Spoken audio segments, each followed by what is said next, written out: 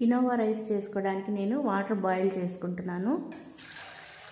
ఒక cup quinoa రైస్కి 2 కప్పులు వాటర్ పోసుకోవాలి. ఈ వాటర్ అంతా బాయిల్ అయిన తర్వాత 1/2 స్పూన్ సాల్ట్ వేసుకోవాలి. ఇప్పుడు లో ఫ్లేమ్లో పెట్టుకొని ఈ కినోవా రైస్ వేసుకోవాలి.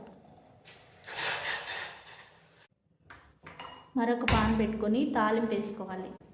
ఈ రైస్ ఉడికేలోపు తాలింపు వేసుకుంటే టైం కూడా సేవ్ అవుతుంది. 1/2 స్పూన్ నెయ్యి వేసుకుంటాం. ఆయిల్ కాగిన తర్వాత తాలింపు గింజలు వేసుకోవాలి. సన్నగా కట్ చేసుకున్న జీడిపప్పులు వేసుకోవాలి. ఇవి మంచిగా రంగు మారిన తర్వాత ఉల్లిపాయలు వేసుకోవాలి. కొంచెం ఫ్రై అయిన తర్వాత 2 పచ్చిమిరపకాయలు, అల్లం ముక్క లైట్గా దంచుకున్నాను, అది కూడా వేసుకోవాలి. ఇప్పుడు చిటికెడు పసుపు వేసుకొని కొద్దిగా సాల్ట్ వేసుకోవాలి. ఈ మసాలా అంతా వేగిన తర్వాత చేసి పెట్టుకున్న పుదీనా, కొత్తిమీర వేసుకోవాలి. ఇందులోనే క్యారెట్ ముక్కలు కూడా వేసుకోవాలి. బాగా కలిపి సిమ్లోనే మూత పెట్టుకొని ఉడికించుకోవాలి. కీన్వాలో ఇలా వాటర్ అంతా ఎగిరిపోయే వరకు ఉంచుకోవాలి. ఇంకా స్టవ్ ఆఫ్ చేసుకొని ఇదంతా తాలింపులో వేసుకోవాలి. ఇప్పుడు తాలింపు అంతా వేగిపోయింది. చిటికెడు జీరా పౌడర్ వేసుకోవాలి. ఈ తాలింపు అంతా ఈ వెజిటబుల్స్ అన్నీ బాగా పట్టేటట్టు కలుపుకోవాలి.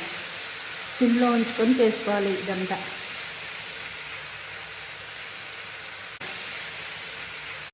ఇదంతా బాగా కలిపి కొంచెం వాటర్ చిలకరించుకోవాలి. మూత పెట్టి 5 నిమిషాలు ఉడికించుకోవాలి.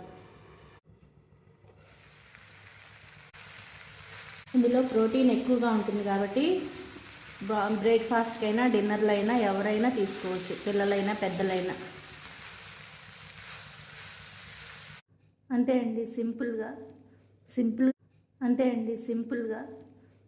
సింపుల్గా రెడీ అయిపోతుంది కీన్వా ఉప్మా.